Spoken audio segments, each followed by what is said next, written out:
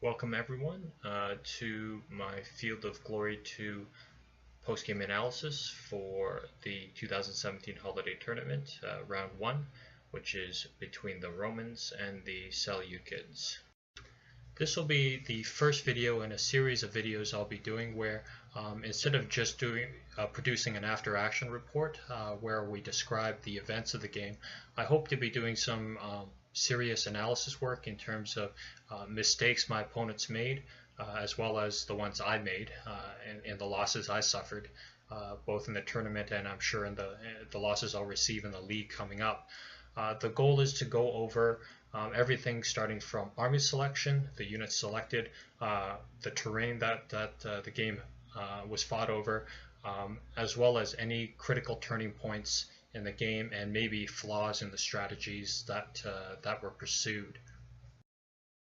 The format of these video guides that I will be doing will start with just a quick overview in terms of what happened. We'll blow through all the turns. You'll get to see the maneuvers of the two armies, find out who the winner is, and then after that's done, you know the result. We can go back and break down army selection in terms of the matchup and how it pertains to the terrain, the initial deployment, as well as go back and examine the critical turns and really find out what worked, what didn't work in terms of the minutia of the tactics involved. Throughout the analysis, post-game analysis, I'll be sharing with you sort of my thoughts in terms of the strategy or the tactics I had in mind at the time, and try to clearly separate that from what my opinion is of it now, because obviously part of the value of these post-game analysis is to see what to examine what one's thinking was at the time, not having the luxury of knowing the results afterwards. I'll also be trying to do some of that with my opponent, although obviously much of that is going to be speculative guesswork. And so to begin, this is the Romans versus the Seleucids. Both are heavy foot armies, but obviously the Romans belong to the Western Mediterranean impact foot tradition, whereas my opponents will be the Seleucids, who will be basically using pikemen for the majority of their heavy infantry. One of the Roman list that I'm playing, the 199 BC list, is pretty much what I consider one of the strongest heavy foot lists available in the game. As long as you are fighting against another heavy foot style army or another heavy infantry army in the open, it dominates any kind of medium foot force unless there's plenty of rough terrain for the opposition to work with. And even if there is a fair degree of rough, the Romans in this list do get a reasonable number of medium foot troops themselves to work with. The Seleucids, as I said, are a heavy infantry force using pikes. As you can see, the majority of their units lined up are pike units. They also have superior cavalry compared to the Romans. They have access to cataphracts, whereas the Romans typically only have armored horsemen. They also get a reasonable variety of medium foot troops as well to contest rough terrain, and they also have the ability to field 2 elephants in a 1200 point game. In terms of skirmishers, both sides are about fairly even. The Seleucids have a larger variety of skirmishers in that they get more archers, they have access to slingers, and more light horse skirmishing units. But the Romans do have access to the velites, which are excellent javelin units. They are better than the standard javelin unit because they are protected. They do have the protected armor status, which is a big help, especially when absorbing opposition skirmisher missile fire, as well as if skirmishers end up going to combat against each other, it is going to be of big help. So initially, first of all, I deployed my the veteran Hastati Principes to my right. My initial thought was to use them as a sort of a quote-unquote right hook, but after after I saw that my opponent had lined up his veteran pikeman on on my right side, I decided to switch it up. And my opponent proceeds to basically move the bulk of his infantry into the gap between the two rough pieces of terrain found by the ocean and the rough ground dominating the middle of the map. What I continue to do is I continue to maneuver my veteran Hastati Principe units onto my left and moving the bulk of my regular Hastati Principe units on the right.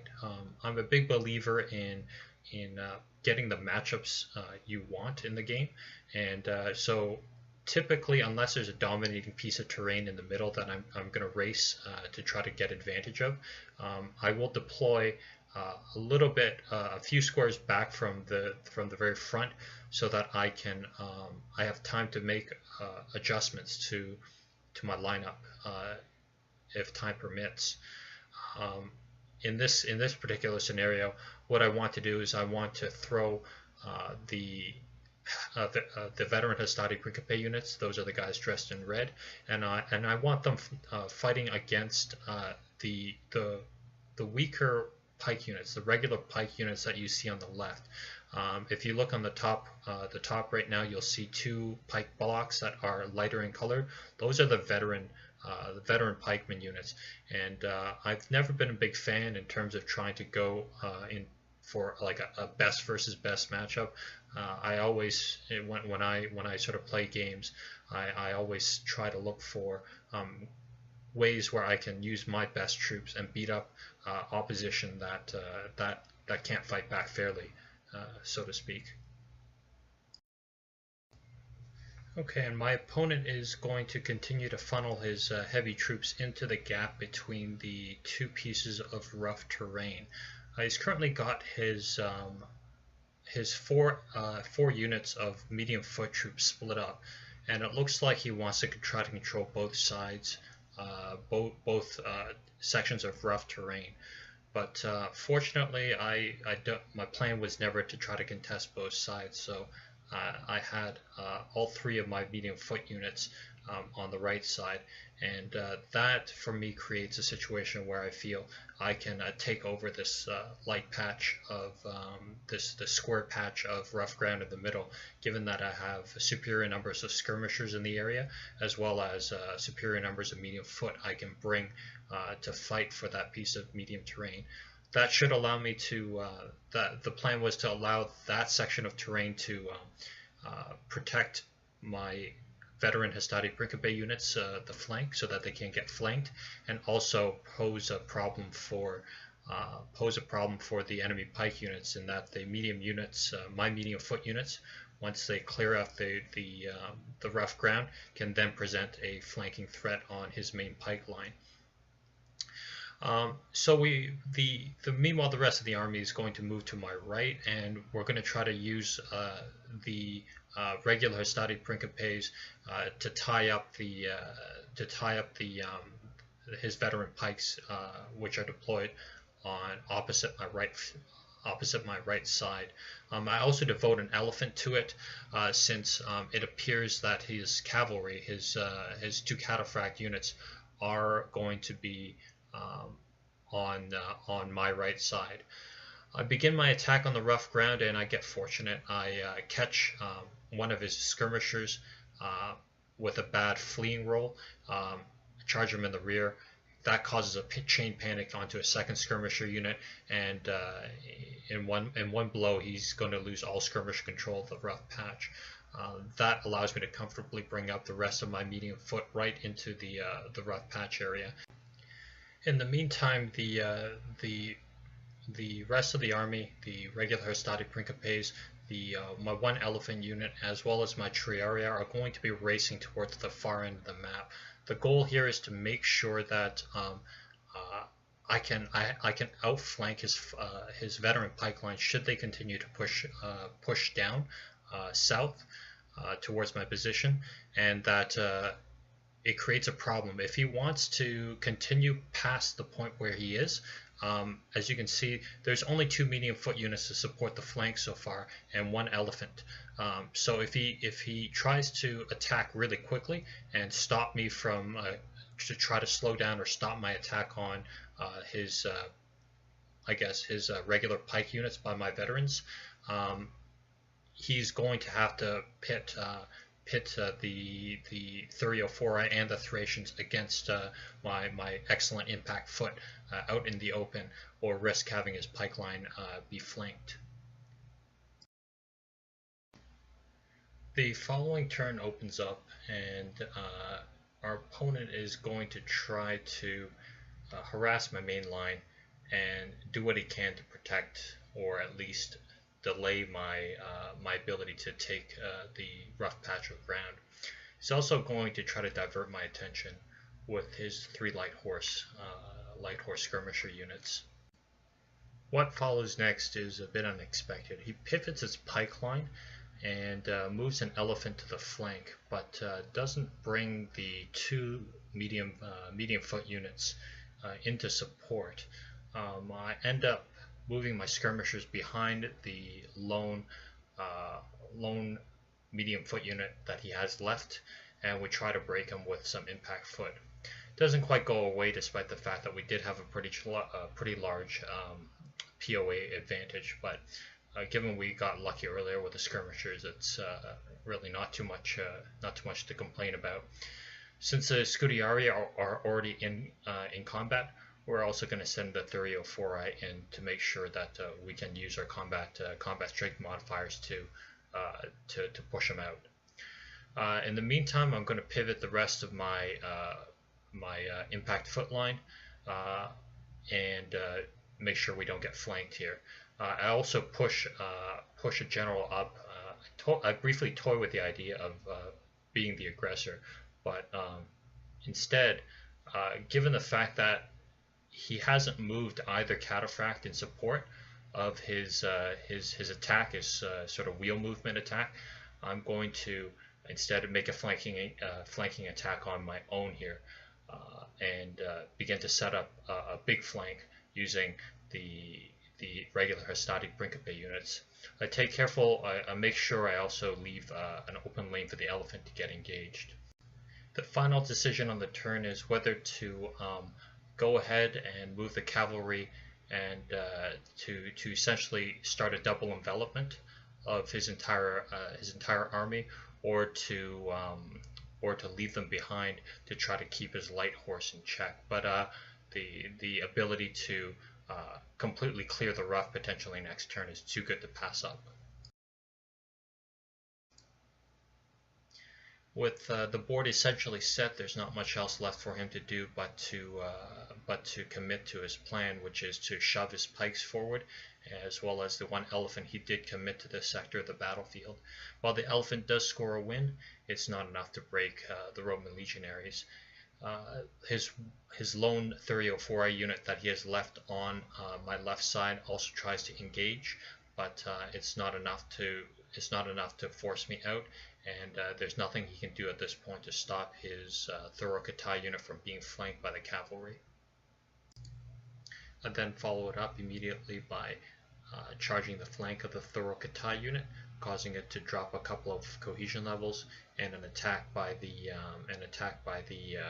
Thureophori will finish the job, and now I have uncontested control of the rough patch of ground in the middle. In the center, I transfer a general to try to mitigate the POA disadvantage. It doesn't work, but everything works out. Even though we lose, we get pushed back. The pikes are now offering a very juicy flank, and my veteran Hastati Principe unit doesn't break. Meanwhile, on the right side, we're going to begin our big flank maneuver, our big wheel maneuver on his left flank. That's going to begin with moving one of the legionaries, which was supposed to be a backstopper, and sending it onto the elephant's flank. It's important to note just how flexible Roman legionaries are with the free 45-degree wheel. For example, you could never do this with a warband's army, for example, or a pike army or hoplite. So the lack of the 45-degree free wheel is a big hindrance in terms of trying to execute complicated maneuvers like this. As you can see, I managed to send basically two very, very powerful impact foot units, and they're essentially almost into the rear of the enemy army. As backup, I still have two Triarii units uncommitted, so if his remaining veteran pike unit that's still not in action manages to do some damage, I still have the ability to keep them tied down while the flanking maneuver goes down. The rest of the turn is mainly just cleanup. We're going to finish cleaning up the the rough ground area on the right, and I'm also going to send one of the cavalry units back just to try to make sure his light horse don't have free rein in the rear. As the game continues, my opponent, clearly recognizing the danger that he's in, pushes his main pike line forward, I guess in the hopes of breaking the center before I can fully exploit the open flank. It does meet with some mixed results. He's able to break one of my skirmisher units and uses cataphracts to drive off another skirmisher, but all the important units, the veteran Hastati Principes in the center, manage to hold. He manages to push back a bit on the rough ground and gains a temporary advantage, but it's not nearly enough to affect the battle as it stands right now. I do get a couple of lucky holds in that the veteran pikes don't manage to win, or if they did, my Hastati Principe units did hold. And here's one of the tactical errors I've made. I thought I would have an open door into his rear, but as you can see right there, he manages to use the Thracians to occupy the one legionary unit I was hoping to keep both medium foot occupied and get a rear charge into one of the flanking legionaries. But it doesn't really matter at this point. I have a flank charge on the elephant. It's going to fragment him, and along the rest of the line, he's not going to meet with very much success. The open flank presented by the pushback the previous turn, we managed to disrupt the veteran pikes, so they lose a deep pike bonus, and the danger there is pretty much neutralized. In terms of the rest of the line, one of the pike units attacked a veteran Hastati Principe unit, ended up disrupted, knocking yet another unit out.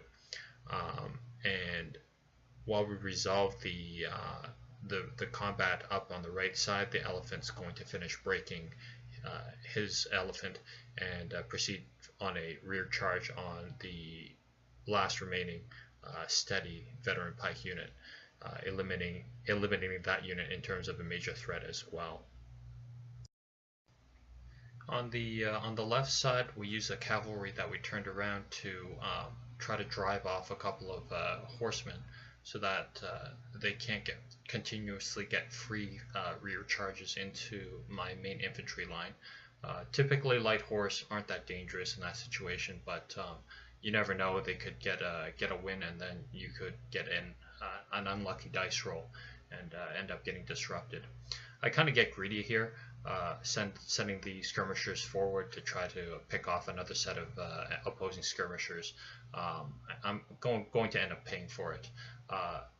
In general, with the remaining Hastati Principe units that I did not commit into combat, I left them behind simply because I didn't want any chance for a bad pushback that would open up a flank for the cataphracts to exploit.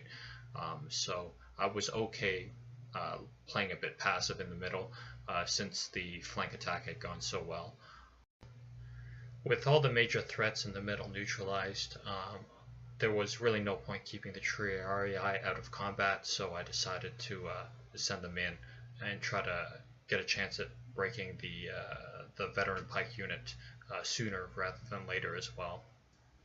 And given currently that my opponent's troops on his left or my right have either all been disrupted or routed, there's not a lot of options left for him.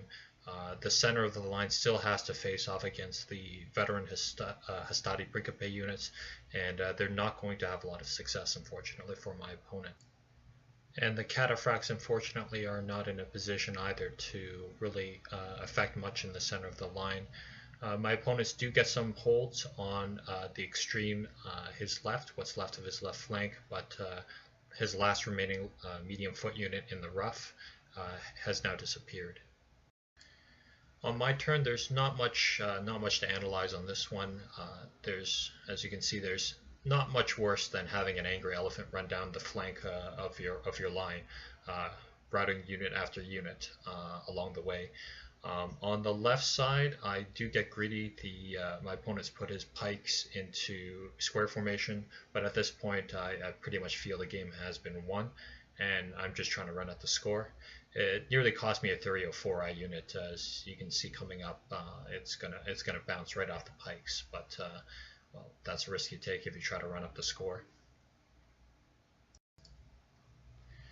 As a cleanup to the rest of my turn, I'm going to try to pin down the light horse with a no second evade flank charge, which we successfully do here. And the skirmisher unit, the Velites, I was kind of greedy with earlier. Now is probably going to end up dying. It's going to cost me about 3% in score, I think, or something like that. So probably shouldn't have been over aggressive there. Because the skirmisher unit's about to break, I'm going to end up moving my my cavalry out of the way. As the turn flips over to my opponent, the adventure of my charging, rampaging elephant continues and fragments another pike block. The standoff on the far right rough continues, and the one veteran phalanx that is still left finally succumbs to multiple opponents and fragments as well. Should be able to clean him up on the next turn. And unfortunately, the Velites do end up getting broken by the elephants. That was pretty much to be expected. That was my own fault, so I'm going to end up losing 3 percentage points in score. But it's not such a big deal. The elephant's going to finish one pike block here, and the veteran pikes that I've been holding out for quite some time, they're going to end up breaking now as well. Fortunately, we do get to recoup a little bit of the 3% we lost. We're going to manage to break the light horse here, so we'll end up with a score of 53-8 in terms of losses, casualties, good for a plus 45%. My opponent does not get any rallies on his turn to extend the game.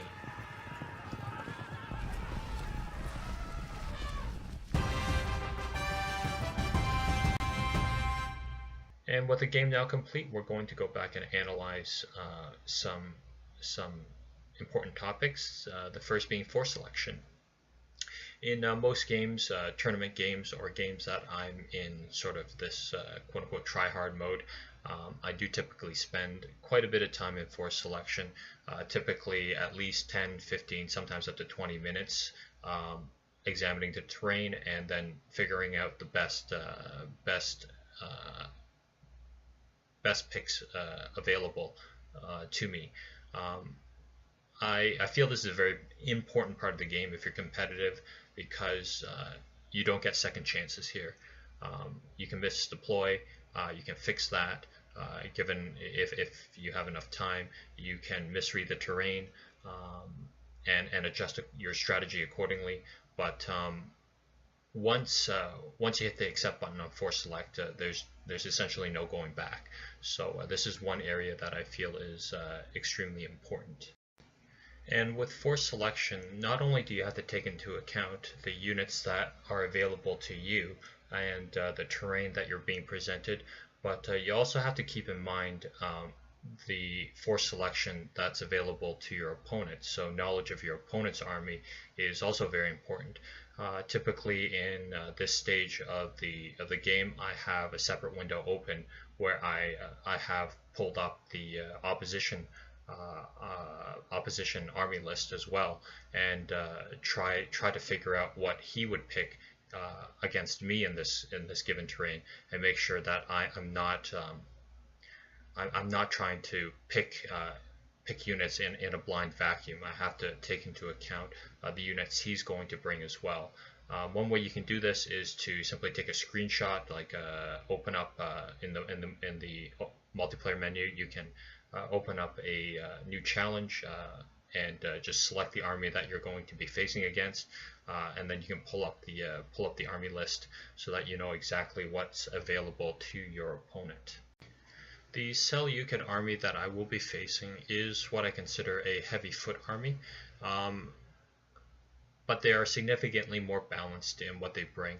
Unlike the Romans, who rely excessively on their heavy foot arm, the Seleucids have access to a large number of different types of units, but the core of the army is still what I consider heavy foot. They have access to up to 2 veteran pike units, and they come with a compulsory 2 regular pike units with an option to select 2 more. They also have the ability to take 1 elite warband unit. This is not the 63-point version that you see that the Romans have access to, but it's the 81-point version, which is superior and thus significantly more dangerous to take on. Because of this, I do take the full slate of 4 veteran Hastati Principe units. These are superior quality, fully armored infantrymen, impact foot, and are among one of the best units in the game to take on other heavy foot units with. The army also gives you a compulsory 4 regular Hastati Principe units. These are also very fine units. They have above average quality, have some armor, which is better than the protected armor status that the pikes and the warbands will be facing will have access to. In addition to the 4 compulsory Hastati Principe units, I pick up 2 more, and that will give me a total of 10 heavy foot units, which I feel is a good number. It allows me to significantly outnumber my opponent's total possible heavy foot presence by a significant degree. So I have powerful units that can hunt flanks. I chose not to take the close order warband. Close order warbands are okay. I feel they're slightly overcosted at 63 points, especially given that they're unmaneuverable. And the name of the game when facing pikes is to be maneuverable, so that you can rapidly take on flanks and get flank charges in on pike units, because even veteran Hastati Principe units will struggle against veteran pikes if left in prolonged combat. In terms of the Triarii I feel are very, very good units, but I did not take any more Triarii beyond the 2 compulsory that I'm forced to take. The reason for that is because while they are semi-elite, they have plus 75 POA differentials compared to other spearmen. They come in half-size blocks of 240 men, so most of that POA advantage that they'll have will be wiped out by the combat strength modifier. What they are really good at is countering cavalry, and I expect to see a lot of cavalry because they do have access to things like cataphracts as well as scythe chariots and chariots of other sorts. They're also very good at passing cohesion tests, given their semi-elite nature. So they will also be very useful in plugging breakthroughs and holding enemy pike units that have broken through for a significant period of time. I would expect them, even if they lose combat repeatedly to these powerful pike units, that they would at least hang on 2, 3, maybe 4 turns and give me time to deal with any breakthroughs. One of the things that makes this particular army list so powerful is the fact that it is one of the first Roman lists that has access to the singleton elephant option. As you might have noticed by now, the Romans do not get a lot of cavalry, and the elephant goes a long way in terms of addressing that particular weakness. Um, if you didn't know, elephants project this anti cavalry aura around it, in that any cavalry in the adjacent squares will suffer a disorder bonus and all the negative POA effects that implies. So I typically, with this list, will deploy the elephant in the center and move it towards any flank that is significantly threatened by opposition cavalry, things like cataphracts, chariots, things that I simply don't have the tools to deal with. I do pick up the other armored cavalry, the option, in addition to the compulsory armored cavalry. Some mobility is needed, even if it's just to keep enemy cataphracts busy while I try to deal with their infantry.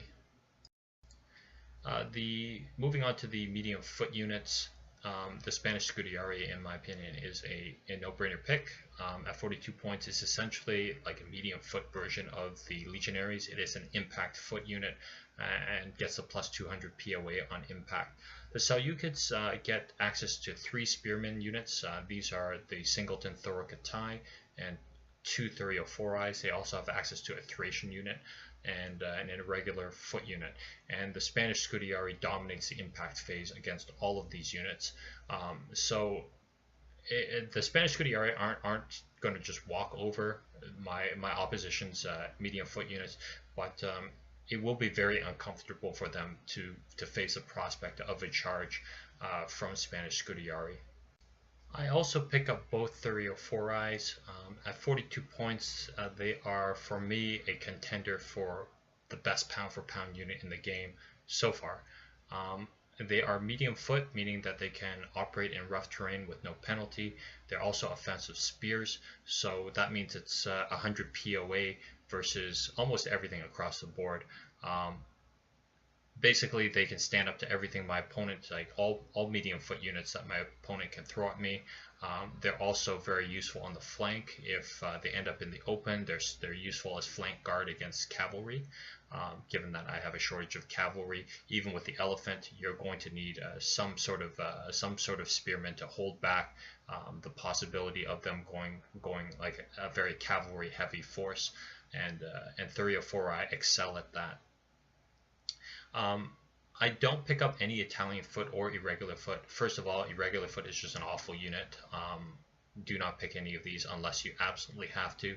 Italian foot are a little bit better in that they are basically irregular foot with the swordsman trait for extended melee combat. But given there's only one piece of rough terrain, I really feel like I have to contest, and that's that middle patch up in the top of the screen right now.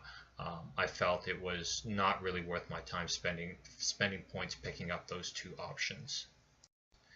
And finally, moving on to the Skirmishers, I pick up the only Skirmishers I pick up is 2 additional Velites on top of the 4 compulsory. That gives me a total of 6 Skirmisher units, which lines up actually perfectly with my opponent, who has access to up to 8 Skirmisher units if he wants. But I doubt he'd pick that many. Velites are very powerful javelin units. They're basically top tier skirmishers. Think of them as skirmishers with a protected armor trait. What that means is that they can outduel other javelineers in terms of ranged combat. And if they do get into close combat against any other skirmisher unit, the fact that they have the protected armor status, while almost all other skirmisher units only have unprotected status, they should be able to beat up all other skirmishers. Also, javelins are very good against infantry. If he tries to play passive and just park his pikes in a defensible spot, I can reliably clear out his skirmishers and repeatedly pound his pikemen to sap away at the deep pike bonus, which is what makes the pike so dangerous in the first place before I send my infantry in. So picking up 2 additional ones means that I perfectly spend all 1200 points and I feel this was the ideal setup against my opponent, given what the terrain has given me. Okay, now this slide will show the initial disposition of my opponent's armies. Just a quick rundown of what he's actually chosen. In the red, he's taken both veteran pike options, and he's also taken 2 additional regular pike units on top of the 2 compulsory pike units he was required to take. Those are highlighted in yellow. He's selected 4 out of the 5 medium foot options. Those are highlighted in black, and they're deployed on either side of his main pike line. And he's picked up both elephants, which is pretty standard for a pike army versus an impact foot army. And he's got 2 cataphract units to top it all off. Unexpectedly for me, at least, he did go the max skirmisher route. He has a total of 8 foot skirmishers as well as 3 light javelin units. As with any strategy game, it's the asymmetries between the 2 players that drives the strategy. And from my perspective, I have a fairly sizable edge in terms of the total number of close combat effective units, and that is to say, I hold a big advantage in terms of the number of units that are designed to charge in and fight and defeat their enemies in hand-to-hand combat, and that's 18 to 14, which is a significant edge, given that being able to flank enemy units in close combat is a big part of being successful in this game. Conversely, though, I am significantly behind in skirmishers. He has taken all 8 foot skirmishers as well as 3 javelin men. That means I'm behind nearly, javelin horses, and that means I'm behind nearly 2 to 1. In most strategy games, you'll find you may have come across a term called inevitability, and that's just a fancy way of saying if you have a two-player situation, 2 or more players competing against each other, there usually is a player due to whatever built-in in-game asymmetries or player-selected asymmetries, which allows one side to essentially be more successful while playing passively or essentially doing quote-unquote doing nothing. In Field of Glory 2, I find you can apply this concept by looking at who typically has more ranged units. Since most army lists don't contain formed massed bowmen, you can take a look at this concept simply by counting the number of skirmishers and your likelihood at winning the skirmisher war, so to speak, to determine who essentially has inevitability. In this case, the idea is that if you or your opponent can win the skirmisher war, the onus is on the guy who loses the skirmisher war to be the active aggressor, because the winner of the skirmisher war can simply sit his skirmishers in front of the opponent and constantly pelt his troops with missile fire until they've been weakened enough that your main army can overrun them with little difficulty. And that's the case where my opponent in this case does have a significant edge in missile troop. So there's no benefit to me in terms of being passive. I have to be the aggressor. And it also makes sense since I'm the one with the significant edge in close combat units as well. I'm the one who wants to get my units in the fight so that his missile units can't be a factor in the battle. In terms of selecting exactly where to be aggressive, there's 2 other sets of imbalances that we want to look at, and that's the fact that he's split his 4 medium foot units on both on 2 flanks. Given that the terrain has 2 separate rough patches, one along the coast and one in the middle of the map, it's fairly obvious what his plans are. He wants to control both rough patches with a medium foot, so his pike line can't get flanked, and that's another source of imbalance or asymmetry, in that I've deployed all 3 of my medium foot units on my left flank for for the purposes of challenging control of the central rough patch. So given that I'm the aggressor and the fact that I have an advantage on my left side, it makes sense to weight my attack on that side. And that's one of the primary reasons why I went through all the trouble of shifting the Hastati Principe units, my 4 veterans, onto the left, because there's little point in wasting my best troops fighting at a severe disadvantage, not only against his best infantry units, which are deployed opposite my veterans, but also given the fact that I would have no medium foot support should I get close enough to the rough ground. He would have the advantage there, so there was no reason for me to direct the primary point of attack on the right side, which is why I shifted the Hastati Principe units to the left and initially tasked the rest of the Hastati Principes, the regulars, along with the Triarii and my 1 elephant, to hold his veteran pikes in place while I went to work on his regular pikemen. But plans, of course, always change once you see what your enemy does, and as mentioned in the game recap, my opponent is actually the one who ends up initiating the heavy foot battle by pushing his veteran pike phalanxes towards the middle and attacking the center of my line. And that move, in my opinion, was pretty much the critical mistake that ended up costing him the game. Once he committed the pikes onto that pivot, I don't really see how he could have salvaged the game for several reasons. The first is the units highlighted in purple.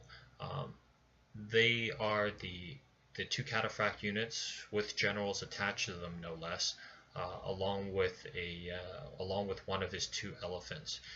Those units represent almost 200 points in value that never ended up being engaged in combat in any meaningful way. The elephant routed a skirmisher that I got greedy with.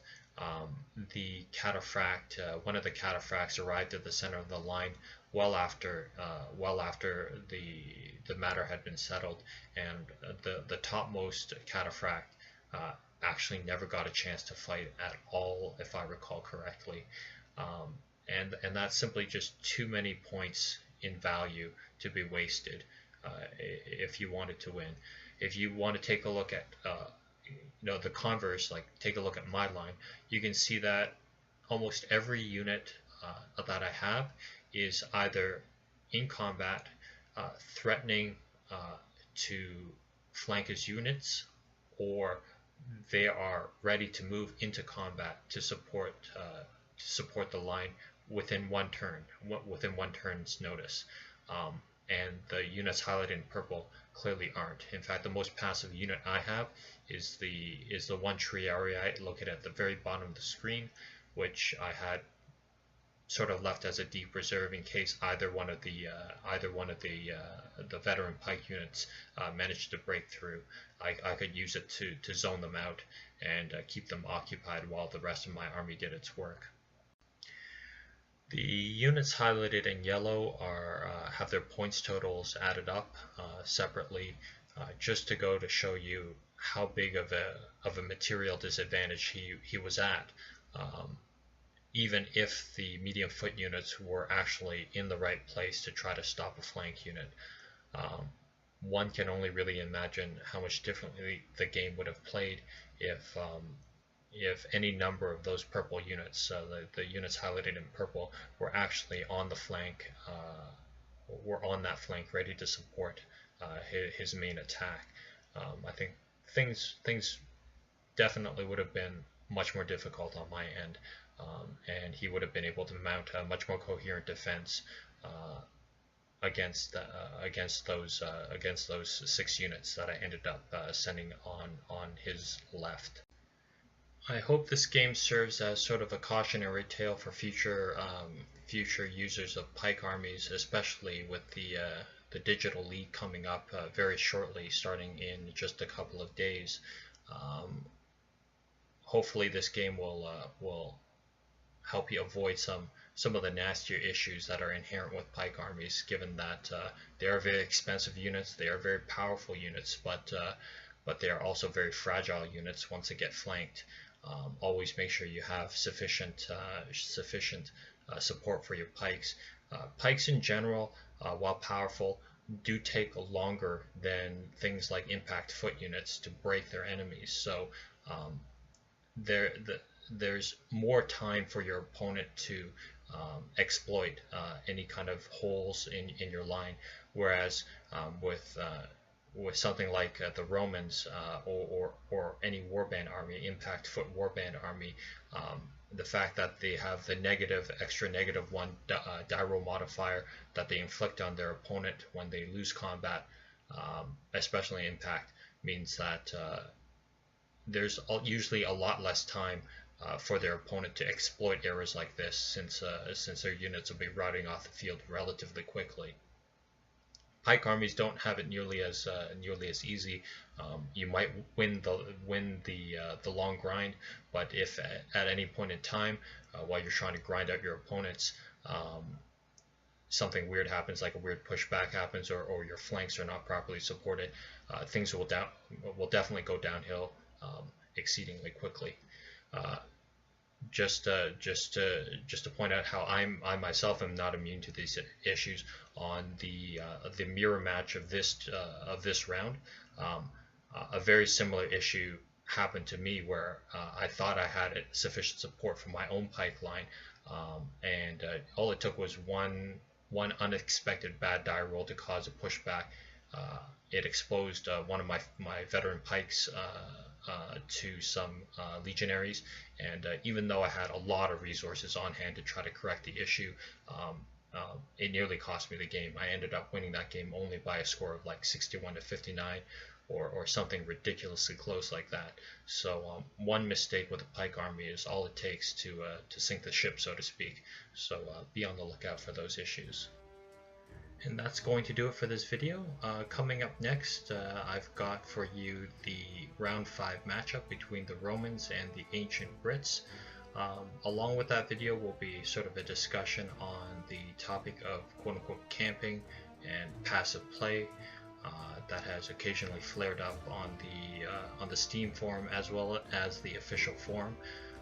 So be on the lookout for that, and thank you very much for watching.